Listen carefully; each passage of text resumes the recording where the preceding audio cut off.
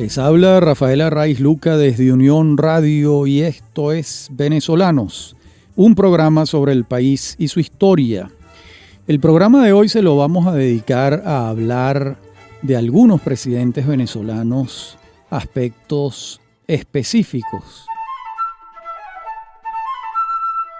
Y vamos a comenzar con Rómulo Betancourt y su libro Venezuela, Política y Petróleo.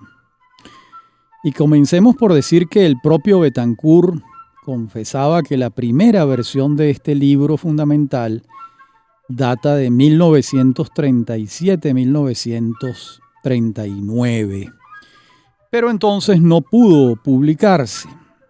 Tampoco se animó a darlo a la imprenta entre los años de la fundación de Acción Democrática en 1941 y los de su primer gobierno, que va de 1945 a 1947.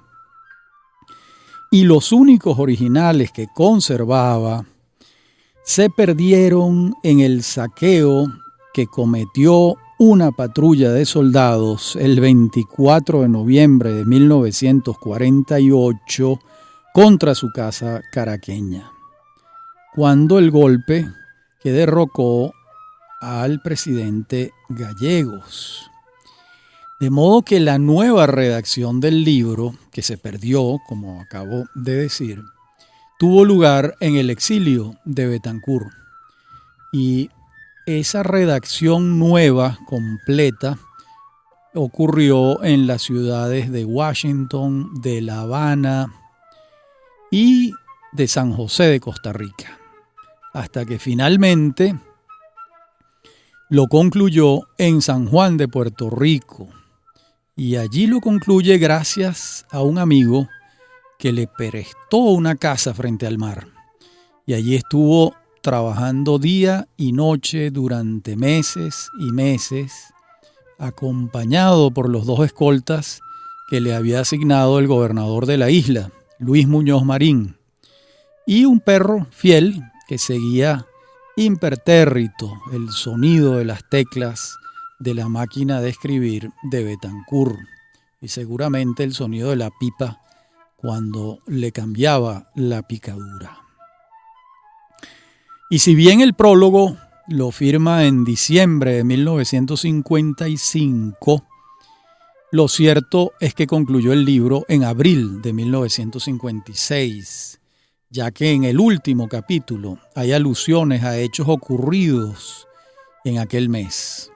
Y además, así lo confirma su epistolario con Ricardo Montilla, un entrañable amigo de Betancourt, en el que le rogaba que urgiera al legendario editor del Fondo de Cultura Económica de México, el argentino Alejandro Orfila Reynal, acerca de la urgencia de la publicación, y le advertía que fueran levantando el linotipo mientras él concluía las últimas 20 páginas.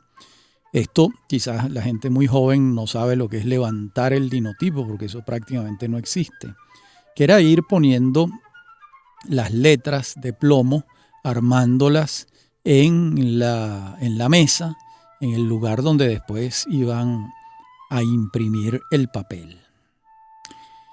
Bueno, es obvio que Venezuela, Política y Petróleo es uno de los ensayos de historia política más importantes que ha escrito un primer magistrado entre nosotros acerca de etapas del desarrollo nacional que le tocó vivir. Y digamos de entrada que es un clásico del ensayo político venezolano y se centra en el eje de la vida nacional, el petróleo, y su estructura es afín a la de un trabajo historiográfico, aunque la perspectiva de polemista de Betancourt lo aleja de la distancia propia del historiador. No es un libro de un historiador, es el libro de un ensayista y polemista, pero por supuesto que trabaja con hechos históricos. Y allí habla un protagonista decidido a defender su versión de los hechos, pero no apela a su sola palabra para defender sus puntos de vista. También acude a fuentes documentales. abunda en opiniones contundentes. Esto sí hay que señalarlo. Y tomaré dos ejemplos de los cuantiosos que arroja el libro para explicar lo que afirmo. Uno de orden documental y otro fundado en la opinión. Ambos reveladores del tesoro que encierran estas páginas para quien quiera detenerse en la historia política venezolana. Cualquiera que le interese la historia política de nuestro país, la lectura de Venezuela, Política y Petróleo es obligatoria, por supuesto.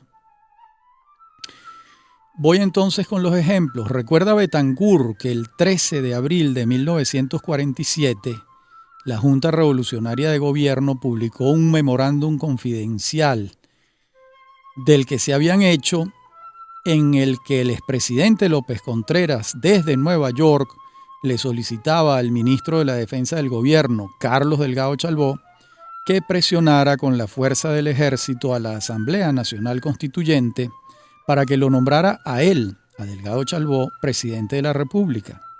Y para ello invocaba López Contreras un argumento regionalista. Obviamente, los argumentos regionalistas no son democráticos.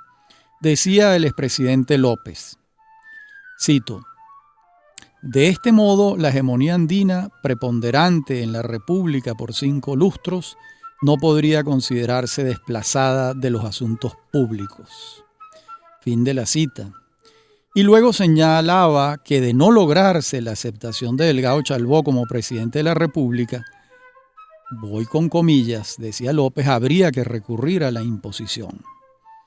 Y este documento, citado por Betancur, invalida lo que antes había hecho López Contreras por la apertura del país hacia formas democráticas. Me pregunto yo, bueno, no necesariamente. La verdad es que no se puede decir que el creador de la democracia en Venezuela es López Contreras, pero tampoco puede afirmarse lo contrario. Lo cierto es que el gobierno de López representó una apertura hacia la democracia, por supuesto, no hacia la democracia plena. Y el otro ejemplo es revelador de la crisis que Acción Democrática vivirá 30 años después. Me refiero a la nada democrática posición que tenía Betancur acerca del federalismo o de la descentralización.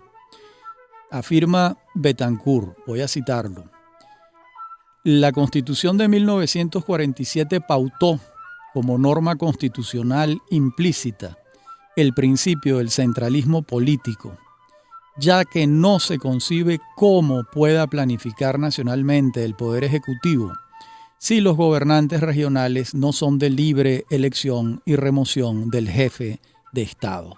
Fin de la cita.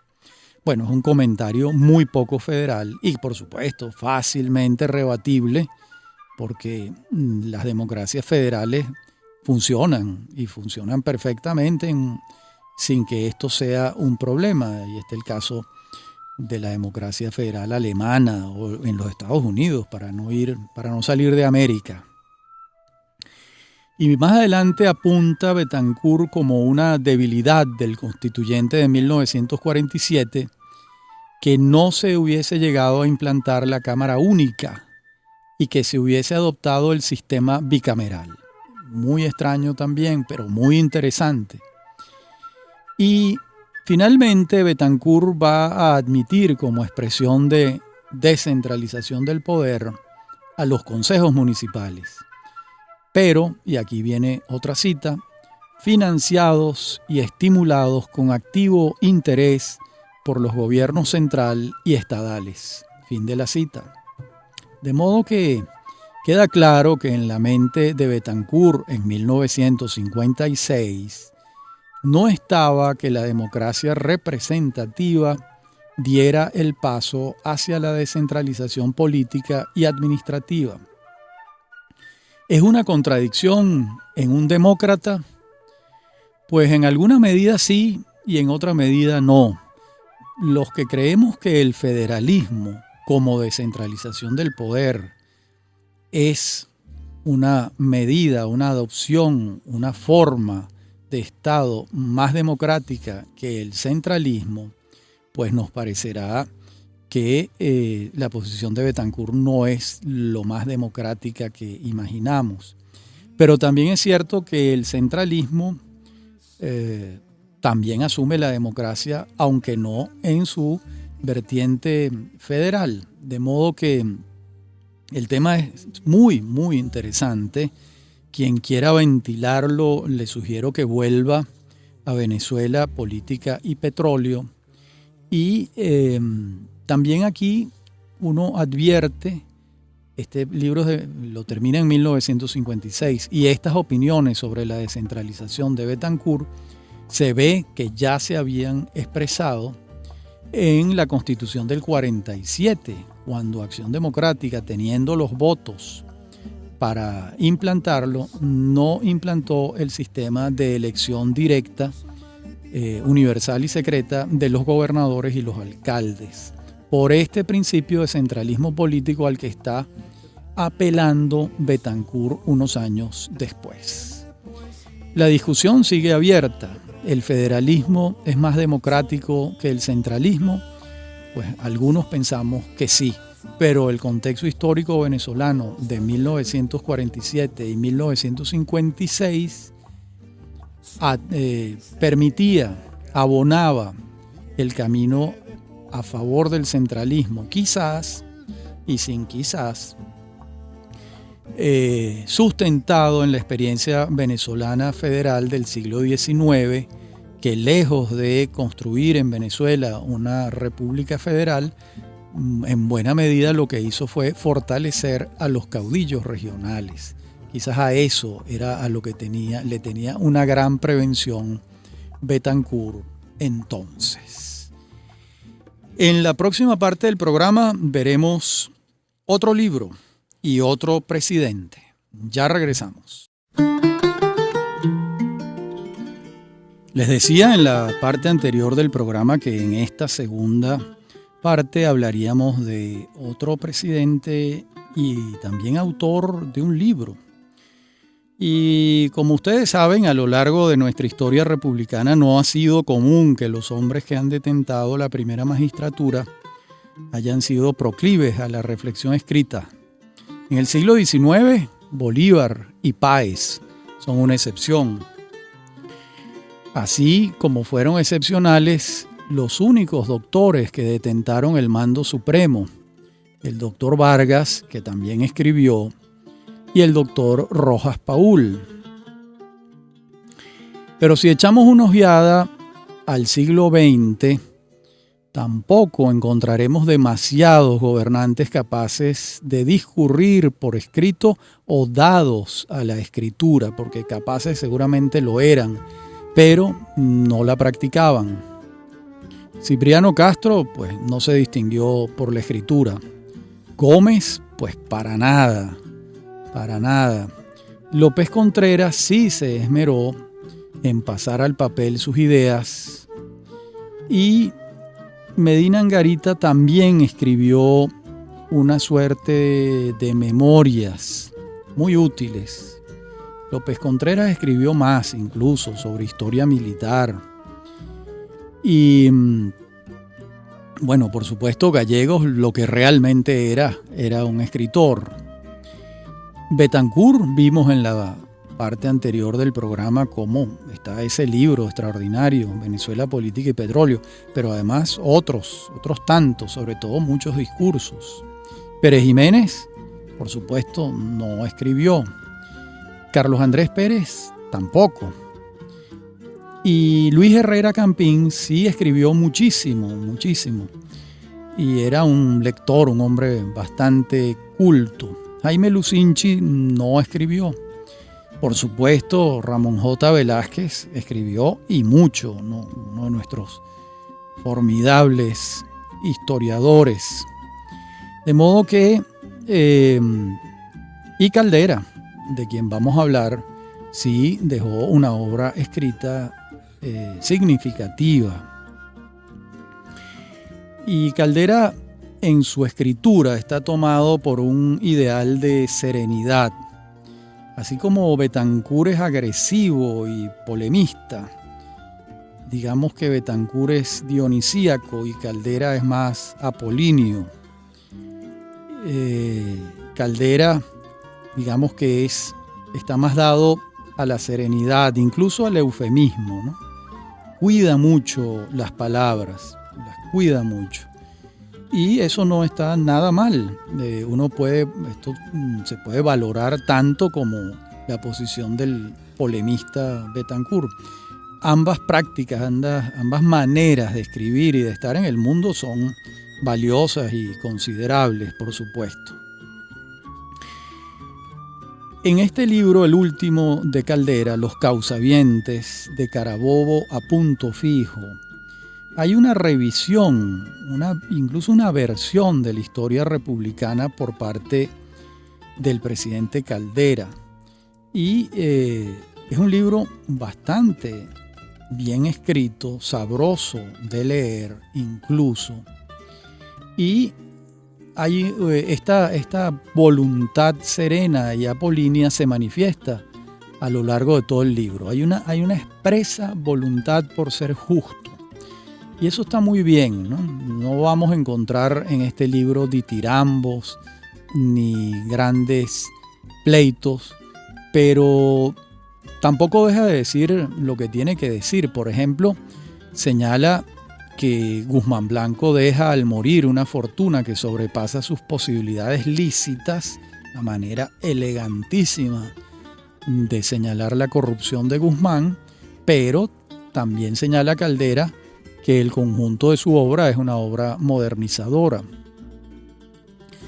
Con Gómez es más duro, hay menos matices en relación con la corrupción, de modo que tampoco ese ideal de serenidad lo aleja de la justicia en la necesidad de señalar, y lo hace, pero lo hace con esta elegancia que acabo de anotar.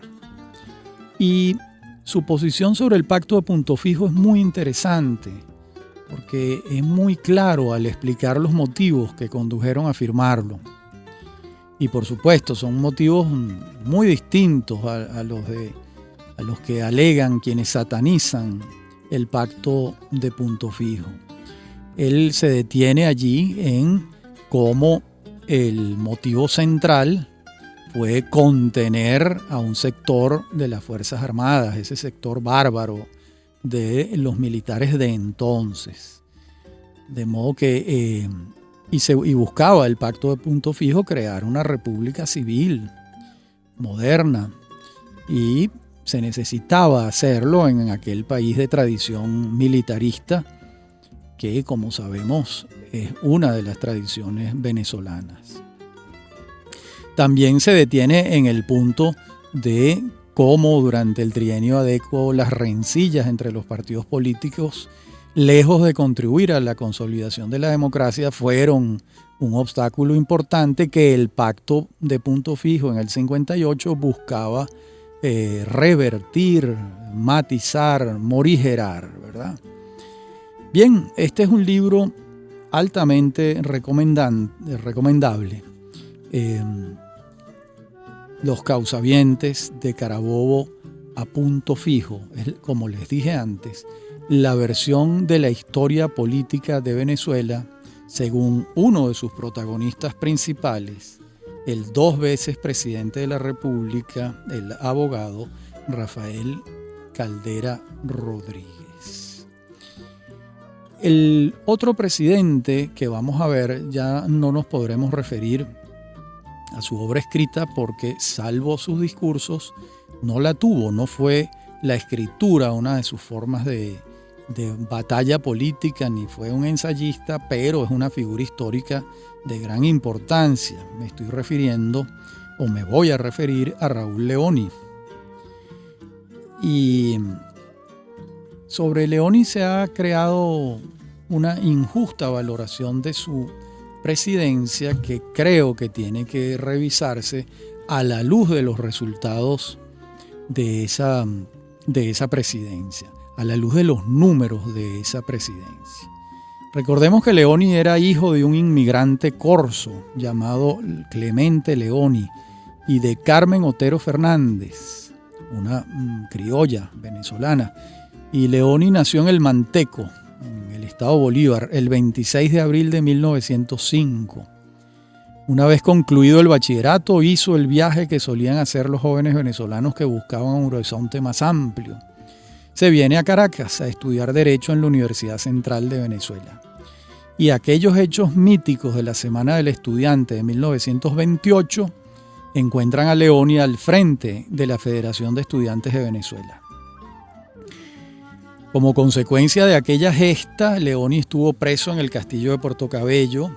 Luego logra salir al exilio, a Colombia, y allá va a estar junto con Bethancourt en la redacción del famosísimo Plan de Barranquilla, redactado en 1931. Y también participó en la constitución de ARDI, Agrupación Venezolana de Izquierda, siempre con Bethancourt.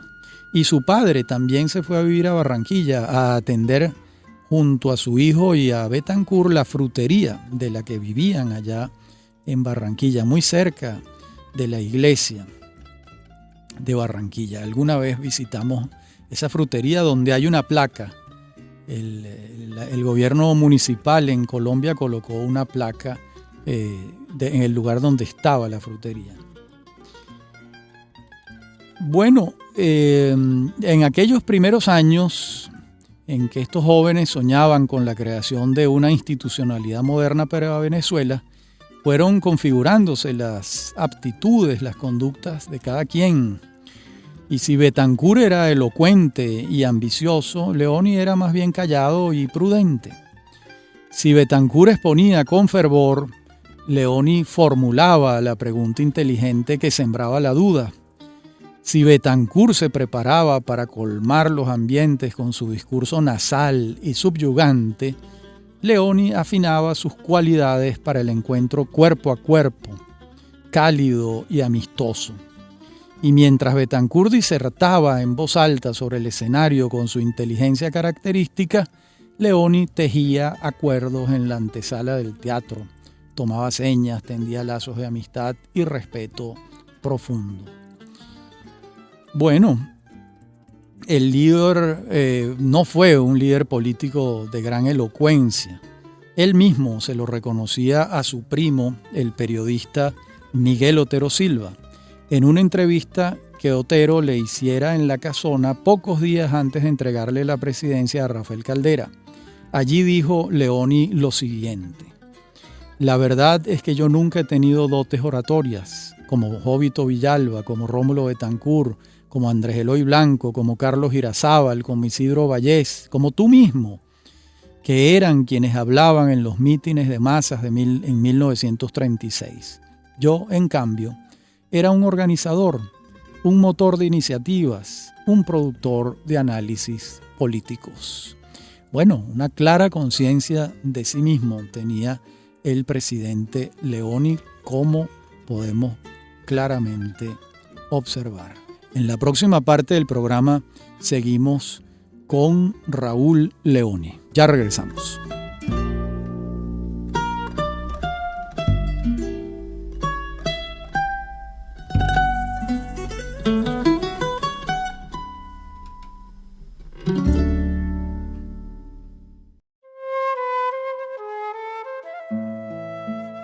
Aludíamos en la parte anterior del programa a una entrevista que sostuvo Miguel Otero Silva con el entonces presidente saliente, Raúl Leoni. Y en esa misma entrevista, para redondear el autorretrato que hace Leoni, dice lo siguiente: la verdad es que nunca he tenido pretensiones de hombre superior, ni he dragoneado de genio. Más aún, me he considerado siempre un hombre común, un venezolano medio, a quien la historia ha llamado a cumplir posiciones destacadas. Bueno, miren, resulta asombroso que en un país como el nuestro, prácticamente devorado por el mito del héroe, alguien que está entregando la presidencia de la República se vea a sí mismo de esta manera. Esto es algo muy importante. Solo un hombre verdaderamente superior, como se va revelando con el paso del tiempo, como lo fue Leoni, puede valorarse de esta manera. Cualquier otro hubiera dicho las maravillas que él había adelantado. Bien, y allí está la historia, la biografía de Leoni, que pues yo tuve el honor de escribir. Hasta la fecha es la única que se ha escrito. Fue publicada en la colección de biografías del diario El Nacional, y después la recogí en un libro mío que se llama El Poder y el Servicio. Y aquí mismo, en otra oportunidad, hemos hecho programas con base en esas biografías, en ese trabajo. Adelantemos que las diferencias entre el gobierno de Betancur y el de Leoni son varias y bastante más sustanciales de lo que cierta historiografía señala. Por una parte, Betancur gobierna con los firmantes del Pacto de Punto Fijo, y una vez que se va URD del gobierno muy pronto, termina el quinquenio Betancur asociado con Copey. Y por su parte, Leoni gobierna de otra forma. Él gobierna con el proyecto de la ancha base, que era como se llamaba, con el uslarismo y un sector también de URD. Ese uslarismo se había agrupado en un partido que crearon que se llamaba el Frente Nacional Democrático, el FND. De modo que por allí son unas diferencias importantes en cuanto a las alianzas. Por supuesto, había continuidad de políticas en lo esencial, porque eran las políticas de acción democrática, ¿no? Pero habían matices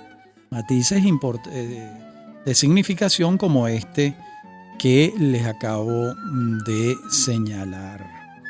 Y recordemos también que durante el gobierno de Leoni, el movimiento guerrillero sufrió sus mayores derrotas. Y de hecho, la corriente que luego desemboca en la pacificación del presidente Caldera tiene su fuente aquí, en esas derrotas militares que se le propinaron a los guerrilleros durante el gobierno de Leoni. Por otra parte, las obras de infraestructura que se adelantaron durante el gobierno de Leoni son fundamentales. La construcción de carreteras, la creación de la industria del aluminio. Y, imagínense, la inauguración de la primera parte de la central hidroeléctrica de Guri, la primera etapa, la inaugura el presidente Leoni al final de su gobierno. Hubo un clima de discreción civilizada. Tengo la impresión de que fue la primera vez donde la gente tenía la sensación de que gobernaba una pareja, que había una pareja presidencial, porque doña Menca fue un factor importante durante el gobierno de Leoni, lo complementaba, daba un sentido de familia a la presidencia de la República que, visto a la distancia, es de la mayor importancia. Además, fue el presidente Leoni el primero en habitar la casona, que era la casa de la hacienda La Carlota, de la familia Brand, que la República compra y remodela para ser la residencia presidencial. Y finalmente, estoy seguro de que cuando los venezolanos avancemos en nuestro camino y veamos hacia atrás y valoremos a personajes distintos al héroe, allí nos estará esperando la figura histórica del doctor Raúl Leoni. Un hombre que no encarnó el mito del hombre providencial, sino del hombre discreto, eficiente, que adelantó un gobierno bastante más importante de lo que el común de los venezolanos suele recordar. Veamos ahora, por último, en este programa acerca de algunos presidentes venezolanos, como haremos muchos otros, a Carlos Andrés Pérez. Y yo les recuerdo que para mí no es fácil explicarles a los alumnos de historia contemporánea de Venezuela la personalidad de Pérez, nacido el 27 de octubre de 1922 en la hacienda La Argentina, muy cerca de Rubio, en el estado Táchira. Y este hombre singular encabezó en una sola vida dos procesos políticos diametralmente opuestos y con apenas 10 años de diferencia entre uno y otro. A ver si me explico. Durante su primer gobierno adelantó la estatización de la industria petrolera y creó centenares de empresas del Estado dedicadas a las tareas más diversas y fortaleció hasta el paroxismo al Estado como principal actor económico de la nación, gracias al ingreso petrolero que pudo hacer esto. Y 10 años después desmontó la trama empresarial estatal, o intentó hacerlo, adelantando un programa de privatizaciones, y fue además un factor principal de la agenda descentralizadora del país.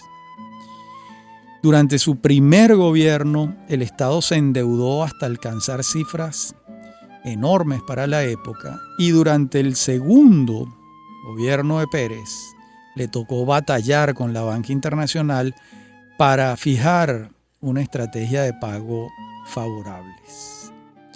¿A cuál de los dos Pérez juzgará la historia? ¿Al que desarrolló una agenda política clásica del socialismo democrático entre 1974 y 1979, o al que puso en práctica un programa liberal con algunos ribetes keynesianos a partir de 1989? Bueno, pues este hombre carismático que encarnó durante décadas una suerte de mito popular da para todos los gustos. Los socialistas democráticos admiran su primera obra de gobierno, los liberales la segunda. Y Pérez, ¿de cuál de las dos obras se habrá sentido satisfecho? ¿O de ninguna?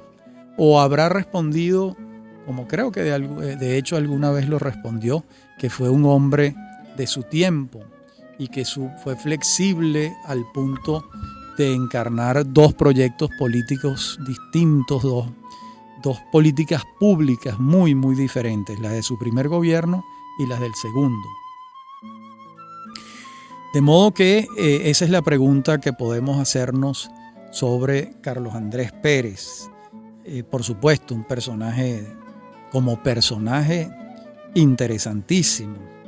Y a las contradicciones que señalo se suman otras de orden personal, no menos interesantes. Durante el segundo gobierno de Betancur, siendo viceministro de Relaciones Interiores, fue un factor principal en la lucha contra la guerrilla izquierdista y fue pieza clave en la lucha a cuartel que libró Betancur contra los conspiradores militares de derecha y de izquierda.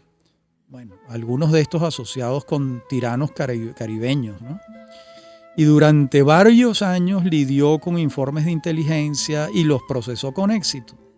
Y extrañamente, 30 años después, o casi 30 años después, cuando la inteligencia militar de su segundo gobierno le advirtió de las intenciones de unos conjurados militares, pues no le dio ninguna importancia, hasta que lo sorprendió la intentona del 4 de febrero de 1992.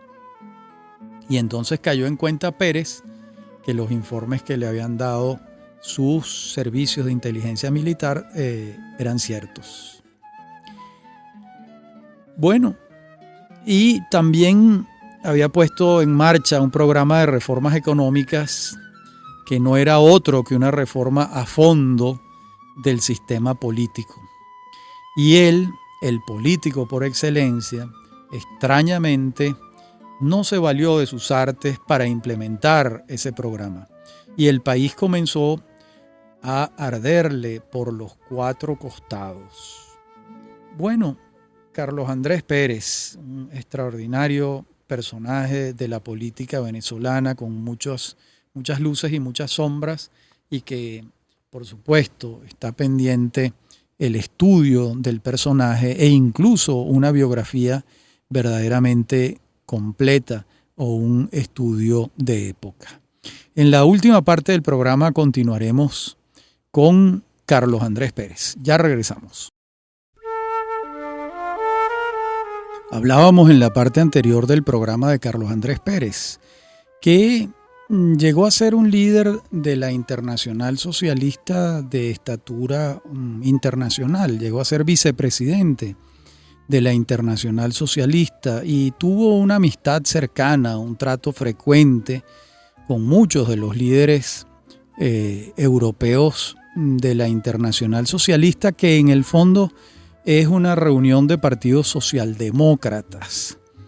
Y uno de los actores, de los políticos principales de esta corriente ideológica y política es Felipe González, de quien Carlos Andrés Pérez fue un amigo entrañable. Se recuerda siempre aquella oportunidad en que Carlos Andrés fue de visita en su primer gobierno a España, y cuando lo fue a recibir el rey de España en el aeropuerto, le dijo: le traigo un contrabando.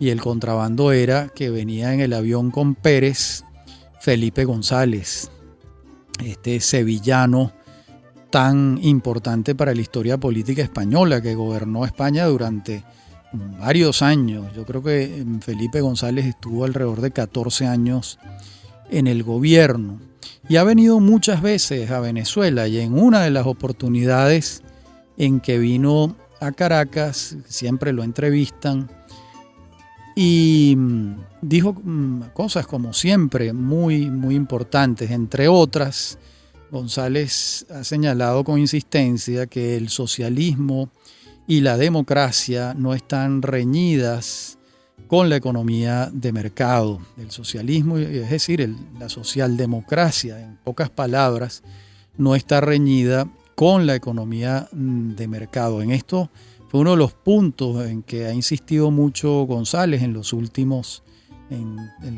años, y también ha señalado con insistencia que primero hay que crear la riqueza para después distribuirla, pero sin crear riqueza pues no hay distribución que valga, ¿no? Son todas observaciones que parten de la sensatez, y cualquiera pudiera decir que son verdades de perogrullo.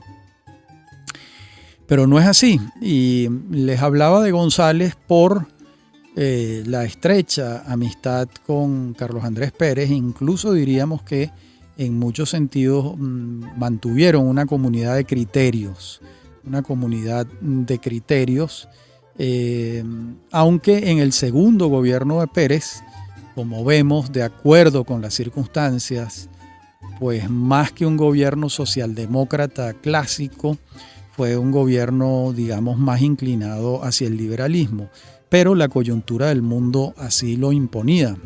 No podemos olvidar que el segundo gobierno de Pérez, que se inicia en 1989, coincide con la caída del socialismo real, la caída del muro de Berlín y la asunción del consenso de Washington en América Latina, en la que todos los países de América Latina levantaron la política de industrialización sustitutiva de importaciones y asumieron la libertad de comercio. Se acabaron las barreras arancelarias para los productos importados y se asumieron los postulados de la Organización Mundial de Comercio, que es la libertad de comercio. Fue un cambio muy importante en toda América Latina, que desde 1948-50 hasta 1989 estuvo regida por el proyecto económico de la CEPAL, de la industrialización sustitutiva de importaciones. Ese cambio coincide con la presidencia de Carlos Andrés Pérez en Venezuela, César Gaviria en Colombia, Carlos Menem en la Argentina, Carlos Salinas de Gortari en México, Fernando Collor de Mello en Brasil, etc. En todos los países de América Latina se levantaron estas políticas y se asumió la economía de mercado. Claro, esto no era fácil de trasegar para Carlos Andrés Pérez, quien había crecido y se había desarrollado en un partido socialdemócrata que fundamentalmente había diseñado y había contribuido a diseñar la política contraria. Por eso en la parte anterior del programa les hablaba de las contradicciones de Pérez. Pero más que las contradicciones de Pérez son las contradicciones que le tocó a un hombre como él, que vivió en coyunturas importantes de cambios políticos en el mundo y en América Latina. Bueno,